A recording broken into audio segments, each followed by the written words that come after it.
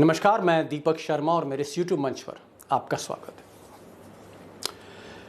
दोस्तों, मोदी जी के मिजाज में माफ़ी मांगना, झुकना, ये उस मिजाज की तबीयत में नहीं है। इसलिए मोदी जी या उनकी सरकार अगर माफ़ी मांगने लग जाए, झुक जाए, नतमस्तक हो जाए, वो भी दूसरे मुल्कों के सामने, तो समझ लीजिए मामला छोटा नहीं, बहुत बड़ा है। इसका इम्पैक्ट बहुत बड़ा है। और इसके अंदर की कहानी क्या है जो अब तक सामने नहीं आई। आज उस अंदर की कहानी के बहुत भीतर में डूबने वाला हूं और तथ्य आपके सामने लाने वाला हूं। और ये कहानी सिर्फ कुछ बड़े मसलों से जुड़ी नहीं है, बड़े मसलों पर भी आऊंगा, कुछ व्यक्तिगत मसले भी हैं, कुछ निजी मजबूरियां भी हैं। और वो मजबूरियां गौतम अडानी की भी है, मुकेश अंबानी की भी है, और कुछ हद तक नरेंद्र मोदी जी की भी है।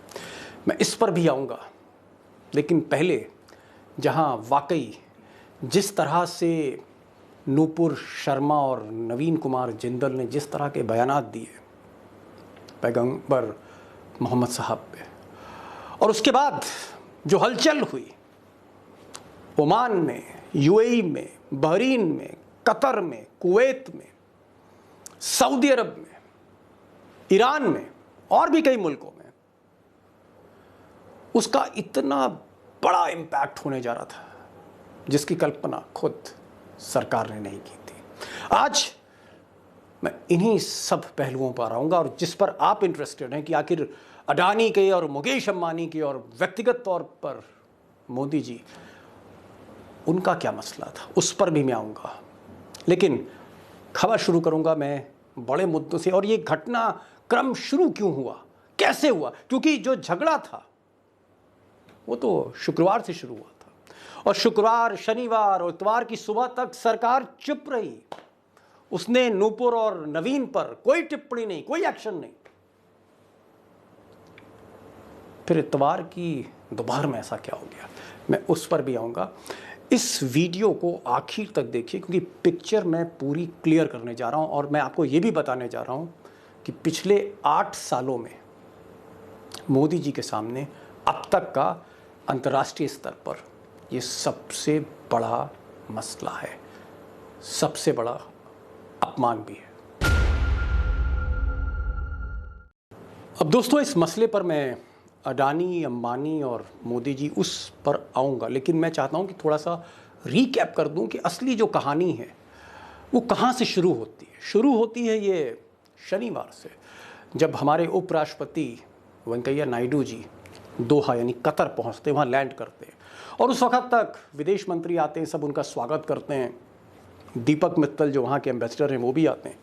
लेकिन उसी बीच ओमान के जो मुफ्ती साहब हैं, ये मुफ्ती साहब, ये एक ट्वीट करते हैं, और उस ट्वीट में मोहम्मद साहब को लेकर जो टिप्पणी की गई थी आपत्तिजनक, उसका जिक्र होता है। और मुफ्ती साहब का इतना होल्ड है इस्लामिक देशों में, मिडिल ईस्ट में, कि वो ट्वीट वायरल होती है, ट्रेंड करने लग जाती है। और उसी बीच वेंकैया नायडू को ये बता दिया जाता है कि आपके एम्बेसडर दीपक मित्तल को दोहा सरकार ने तलब कर लिया है।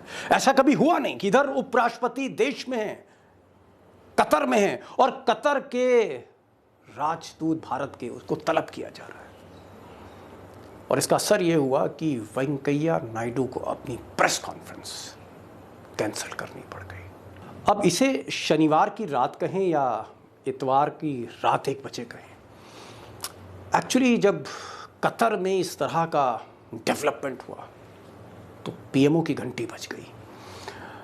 क्राइसिस ये थी कि विदेश मंत्री जयशंकर, जी हाँ, एस जयशंकर, विदेश मंत्री मोदी जी के सबसे खास, वो उस वक्त हिंदुस्तान में नहीं थे। वो यूरोप, उनका जहाज़ जा चुका था, वो चेक रिपब्लिक की राजधानी प्राग पहुंच चुके थे, विदेश मंत्री नहीं थे। और उसके बाद रात भर फ़ोन से बातचीत होती रही, मोदी हॉटलाइन पर आ चुके थे और इम्पैक्ट लिया जा रहा था। सारे एम्बेसडर से बात हो रही थी, सऊदी अरब के एम्बेसडर से, यूएई के एम्बेसडर से, ओमान के एम्बेसडर से, कुवैत के एम्बेसडर से, और हर जगह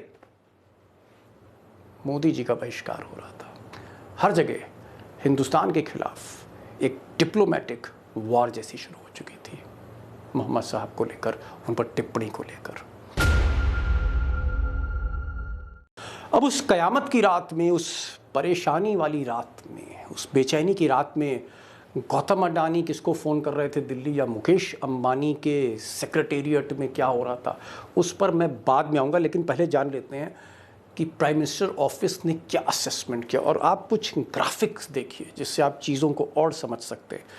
अब जो एक और बड़ी मुसीबत थी, या कहें सबसे बड़ी मुसीबत थी प्रधानमंत्री मोदी के लिए, वो ये थी कि जिन देशों में विरोध हो रहा था बीजेपी की जो नेताओं की, प्रवक्ताओं की जो टिप्पणी थी, वहाँ तकरीबन 1 करोड़, प्रिसाइजली 90 लाख प्लस हिंदुस्तानी वहाँ पर रहते हैं, जिसमें UAE, Dubai, Abu Dhabi, Sharjah, यहाँ पर 34%, उनकी आबादी के 34%, आप कह सकते हैं तकरीबन 30 लाख हिंदुस्तानी रहते हैं। कतर में 26% इंडियंस हैं, जहाँ पर वेंकैया नायडू बहुत एम्बेरेसिंग सिचुएशन में थे। कुवैत में 24%, बहरीन में 19%, ओमान में 15%, सऊदी अरब में 7%। और सबसे बड़ी चीज़ है कि सबसे ज़्यादा आमदनी जो रेमिटेंस है वो इन्हीं 6-7 मुल्कों से, तकरीबन $83 बिलियन। ये मैं आंकड़ा आपको 2021 का बता रहा हूँ, 2021 का। इतना पैसा वहाँ से आता है।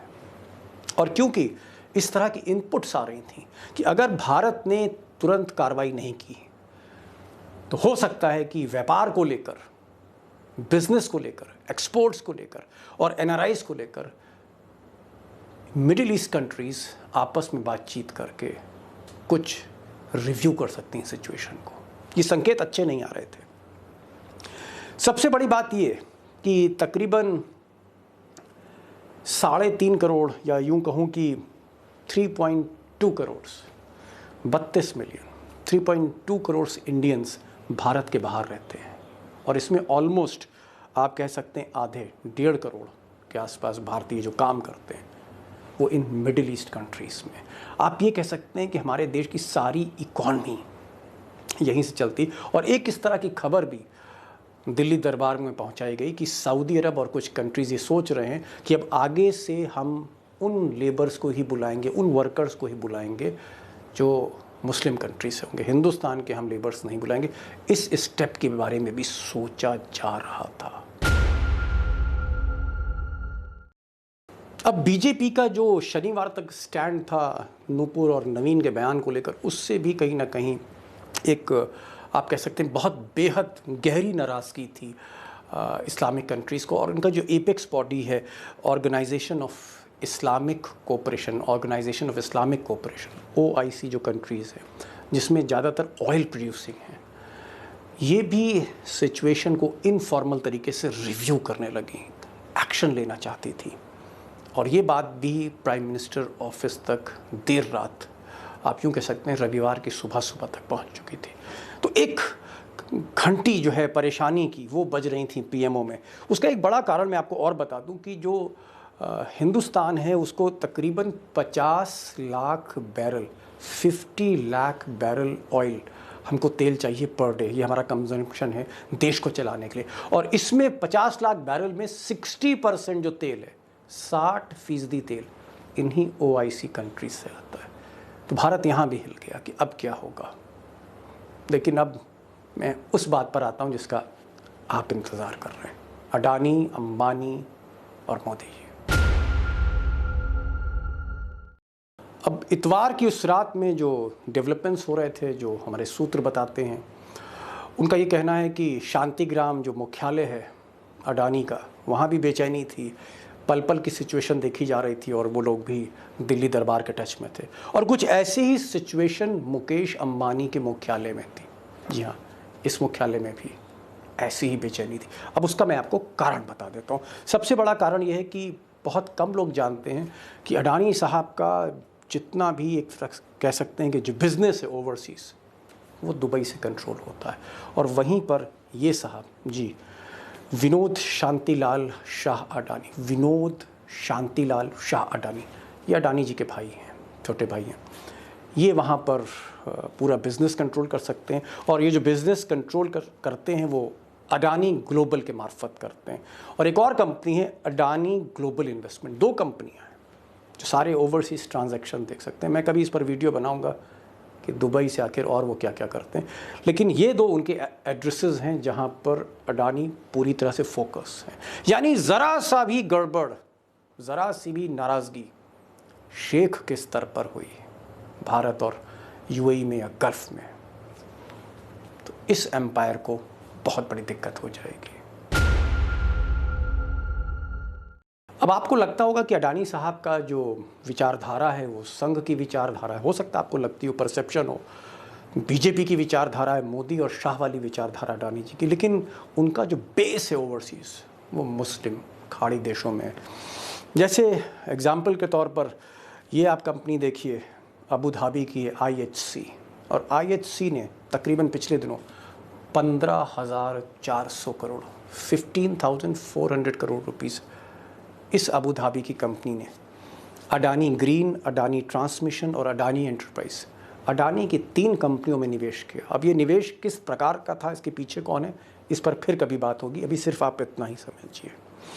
एक और चीज़ कि गल्फ़ में, मिडिल ईस्ट कंट्री में जिस तरह से पाँव जमा रहे हैं अडानी खुश करने के लिए, वहाँ के लोगों के लिए, वहाँ की हुकूमत के लिए, इस बार एक बहुत बड़ी रकम वो लगा चुके हैं और उन्होंने फ्रेंचाइजी ले ली है यूएई में T20 लीग की। IPL जैसा या IPL से भी बड़ा मेला लगने जा रहा है वहाँ पर, और उसके राइट्स अडानी जी ने ले लिए हैं, वो भी स्टेक पर। ये उनके संबंध बनाते हैं। और एक चीज़ और, सऊदी अरब की जो सबसे बड़ी कंपनी है, दुनिया की सबसे बड़ी ऑयल प्रोड्यूसिंग कंपनी में से एक अराम्को, ये कंपनी, इससे भी बातचीत चल रही है। यानी यूएई में भी वो अपना बेस बना चुके हैं, कतर, बहरीन पर भी अडानी की नज़र है, और सऊदी अरब वहाँ वो अराम्को के साथ जॉइंट वेंचर करना चाहते हैं, एक बहुत बड़ी डील करना चाहते हैं। तो बहुत स्टेक्स अडानी के भी मिडिल ईस्ट में। अब मुकेश अंबानी के जो न्यूज़ चल रहे हैं, 70% जो हिंदुस्तान के चैनल हैं जिस पर मुकेश अंबानी का कब्ज़ा है, वो चैनल दिन रात किस तरह की खबरें दिखाते हैं आप सबको मालूम है, किस तरह से देश का माहौल गर्म करते हैं। लेकिन मुकेश भाई को लगता था ये सब कुछ हिंदुस्तान में ही हो रहा, बाहर नहीं जा रहा है। लेकिन ये खबर जब बाहर गई और ये जो रिएक्शन हुआ नूपुर को लेकर, नवीन को लेकर पूरे मिडिल ईस्ट में, तो मुकेश भाई भी हिल गए। और उस रात एक असेसमेंट मीटिंग वहाँ पर हुई। उसकी वजह यह है कि पूरा मुकेश भाई का जो आप कह सकते हैं पूरा बिजनेस का बेस, उनकी रिफाइनरी का, जहाँ वो क्रूड ऑयल रहते हैं, वो सऊदी अरब और मिडिल ईस्ट से है।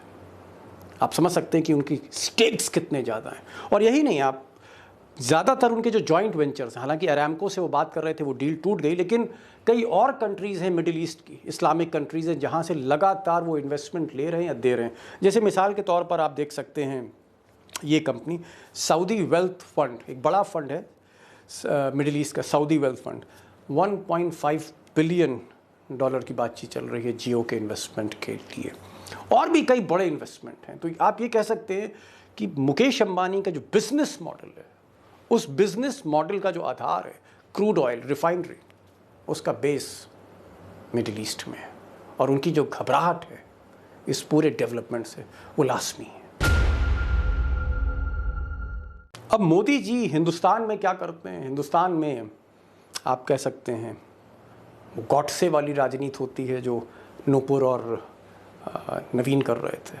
तो यहाँ गॉडसे हो सकता है, लेकिन विदेश में मोदी जी हमेशा गांधी जी के आगे ही झुकते हैं, नतमस्तक होते हैं, और गांधी ही मोदी जी के ब्रांड एम्बेसडर है। और शायद इसी वजह से उनको मिडिल ईस्ट में, चाहे सऊदी अरबिया हो, चाहे यूनाइटेड अरब एमिरेट्स हो, चाहे बहरीन हो, कम से कम 6 इस्लामिक कंट्रीज़ ने पिछले आप कह सकते हैं कुछ सालों में मोदी जी को बतौर प्रधानमंत्री अपने हाईएस्ट सिविलियन अवार्ड्स दिए।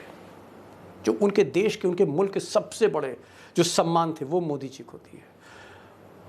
और अगर ये मामला बढ़ जाता तो ऐसा कुछ डिप्लोमेट्स का कहना है, रिटायर्ड, कि सबसे पहले ये सम्मान, ये सिविलियन ऑनर्स वापस होते हैं और उसमें सऊदी अरब बिल्कुल ना झिझकता।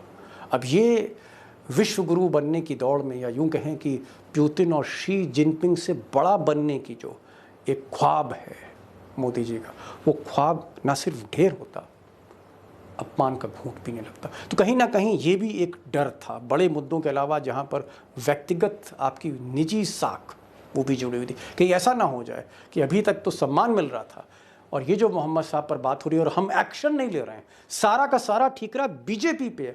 अल जजीरा, गल्फ न्यूज़, खलीज टाइम्स और बाकी अखबार बार बार बीजेपी की तरफ इशारा कर रहे थे, हुकूमत की तरफ इशारा कर रहे थे कि ये सारी गड़बड़ी क्यों हो रही है। और इसके साथ साथ जो पिछले महीने भर में आपने देखा, ज्ञानव्यापी और ताजमहल और कुतुब मीनार और मथुरा, और उससे पहले रामनवमी पर जो और रमज़ान में जो दंगे, वो सारी बातें हो रही थी। और एक आप कह सकते हैं कि मोदी जी के खिलाफ वहाँ पर समर्थन, वहाँ विरोध में भी बहुत कुछ हुआ, जिसकी कुछ तस्वीरें आपने देखी होंगी। तो अल्टीमेटली इतवार की सुबह नड्डा जी से बात हुई, दिल्ली दरबार की साहब की, अमित शाह से बात हुई और ये चीज़ें क्लियर कर दी गई कि नूपुर के खिलाफ एक्शन लेना है, नवीन कुमार के खिलाफ एक्शन लेना है, निष्कासित करिए, सस्पेंड करिए और प्रेस रिलीज़ जारी करिए मीडिया में। और सभी मीडिया चैनल से कहा गया कि आप इसको प्रोमिनेंटली प्रोजेक्ट करिए। और यही नहीं, जितने भी एम्बेसडर्स थे विदेश मंत्री के थ्रू जो उस वक्त यूरोप में थे, ये कहा गया कि आप जाकर भारत का वर्जन सामने रखिए, यानी एक तरह से अपोलोजाइज करिए। अब दोस्तों, इन 8 साल में मोदी जी पहली बार दुनिया के सामने बैकफुट पर आ गए। हिंदुस्तान के लिए ये तकलीफ़ भरा वक्त है, क्योंकि है तो हमारे प्रधानमंत्री, और अपमान अगर सिर्फ बीजेपी का आप कहें, ऐसा नहीं, अपमान हमारा आपका सबका हुआ है। कम से कम मिडिल ईस्ट कंट्रीज़ में ये जो प्रसंग उठा है। बहरहाल, अगर 2024 तक मोदी जी चाहते हैं कि सब कुछ अमन चैन से चले, तो उनको इस नीति पर विचार करना होगा, पुनर्विचार करना होगा, जो पिछले कई महीनों से हम देख रहे हैं।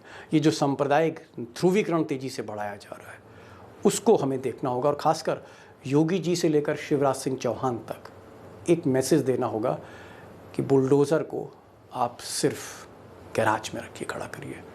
और जिस तरह से अल्पसंख्यकों को टारगेट किया जा रहा है, उस पर भी कई बार अब बीजेपी को सोचना होगा, क्योंकि अब घर से बाहर खबर जा चुकी है। तो आज बस इतना ही, और फिर एक नए वीडियो के साथ मैं हाजिर हूँगा। इस वीडियो को ज़रूर शेयर करिए, उनकी अंदर की कहानी है, जल्दी कहीं जगह आपको दिखेगी नहीं। दोस्तों के साथ आप ज़रूर शेयर करिए, उनको बताइए कि आखिर व्हाट वेंट रॉन्ग, और क्या वो मजबूरियाँ थीं जहाँ मोदी जी को झुकना पड़ा, वाकई झुकना पड़ा। आज बस इतना ही। नमस्कार।